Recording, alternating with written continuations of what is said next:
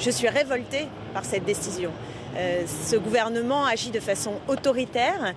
C'est une décision qui n'a pas été prise depuis la guerre d'Algérie, ce genre de décision. C'est une rupture frontale avec l'histoire du mouvement ouvrier, avec ce qui a fondé la démocratie française.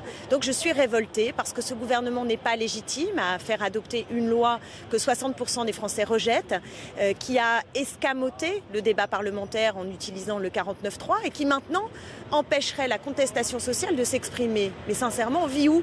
On vit où ?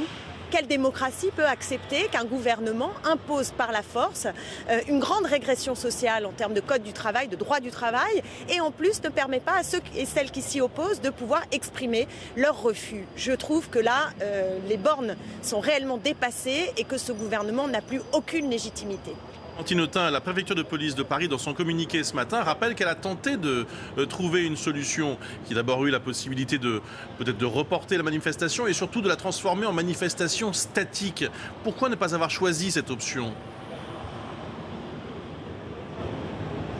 Enfin écoutez, pourquoi est-ce qu'on ne pourrait pas manifester ? Mais pour quelle raison ? Parce qu'il y a eu un petit nombre de personnes qui ont, lors des dernières manifestations, abîmé des abribus, cassé par exemple un hôpital, et que tout ça est profondément regrettable et nous le condamnons. Mais pour autant, est-ce que les dizaines, centaines de milliers de personnes qui manifestent depuis plusieurs semaines en France doivent porter la responsabilité et arrêter de manifester ? C'est aux forces de l'ordre d'assurer la sécurité et de faire en sorte que les manifestations se déroulent correctement. Mais ce n'est pas au nom de quelques dégradations qu'encore une fois je regrette profondément que le droit de manifester peut être remis en cause en France, ou alors nous ne vivons pas en démocratie. Clémentine Autain, que va-t-il se passer maintenant ? Et je peux vous dire que je comprends que... Pardon, que va-t-il se passer maintenant ? Est-ce que vous appelez, vous, à un rassemblement demain ? Écoutez, ce que je peux vous dire, c'est que je ne vois pas les syndicats et les forces politiques que nous représentons dire « Ah bah oui, pas de souci, on rentre chez nous, vous avez raison, on va arrêter de contester ».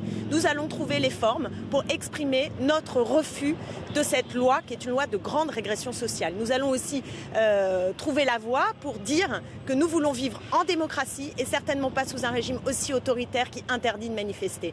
Vous savez ce qui se passe là aujourd'hui en France ? C'est historique, c'est une rupture, et je vous le redis, radicale avec ce que sont les valeurs de la gauche, avec ce que sont les valeurs de notre République. Et vous pensez quand même pas qu'on va se laisser marcher sur les pieds comme ça et dire bien sûr on rentre chez nous. Nous allons trouver la voie pour exprimer notre refus demain et les jours qui suivent. Et nous revendiquons à nouveau, nous exigeons à nouveau du gouvernement qu'il revienne sur cette décision. Il faut que le gouvernement revienne sur cette décision et permette aux syndicats, aux salariés de manifester dans les jours qui viennent.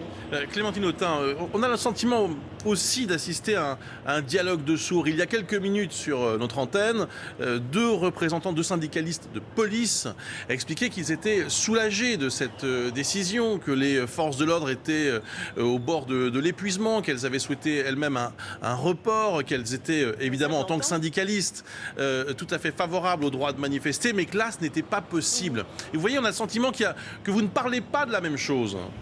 Oui. Non mais moi je comprends la fatigue des policiers qui ne la comprendraient pas. Et nous-mêmes, des fois on est fatigués aussi de redescendre je ne sais combien de fois dans la rue face à un gouvernement qui ne nous entend pas. Donc la meilleure des solutions de la part du gouvernement eût été tout simplement d'arrêter ce projet de loi, de le retirer. Et je vous assure que et les policiers et les manifestants auraient été dans un état de repos plus grand.